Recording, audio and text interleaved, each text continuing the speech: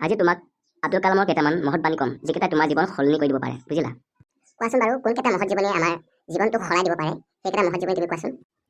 আব্দুল কালামে কৈছিলে সফলতাৰ গল্প নপঢ়িবা কাৰণ তাৰ পৰা তুমি গল্পটোহে জানিবা। ব্যৰ্থতাৰ গল্প পঢ়া তেন্তে সফল হোৱাৰ কিছু উপায় পাবা। সপোন পূৰণ নোহোৱালৈকে সপোন দেখি যোৱা। সপোন সেয়া নহয় যি মানুহে নিদ্ৰাত দেখে, সপোন সেয়া হয় যিয়ে নেকি তাক পূৰণৰ প্ৰত্যাশাই সপোনৰ গৰাকীক নিদ্ৰা যাবলৈ নিদিয়ে। শুনি ভাল লাগিছে। আৰু আছে যদি কোৱাচোন।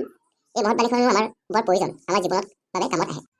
মানুহে নিজৰ ভৱিষ্যত পৰিৱৰ্তন কৰিব নোৱাৰে কিন্তু অভ্যাস পৰিৱৰ্তন কৰিব পাৰে। অভ্যাসেই মানুহৰ ভৱিষ্যত পৰিৱৰ্তন কৰি দিয়ে। উদাৰ ব্যক্তিসকলে ধৰ্মক ব্যৱহাৰ কৰি বন্ধুত্বৰ হাত শক্তিশালী কৰে কিন্তু সংকীৰ্ণ মনস্কসকলে ধৰ্মক যুদ্ধৰ অস্ত্ৰ হিচাপে ব্যৱহাৰ কৰে বুজিলা। হয় বুজিলো। আব্দুল কালামে আৰু এটা কথাও কৈছিলে, এটি ভাল কিতাপ 100 ভাল বন্ধু সমান, কিন্তু এজন ভাল বন্ধু এটি লাইব্ৰেৰী সমান। তুমি মোৰ প্ৰকৃত ভাল বন্ধু, তুমি এটি লাইব্ৰেৰী সমান। শুনা, প্ৰকৃত নেতাই সমস্যাক ভয় নকৰে বৰঞ্চ সমস্যাৰ লগত যুঁজিব জানিব।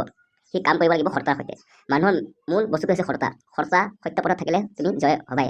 আৰু মই যিকেইটা মহৎ বাণী কৈছিলোঁ সেইকেইটা সদায় মনত ৰাখি কাম কৰি যাবা। নিশ্চয় তুমি এদিন সফল হবাই হবা।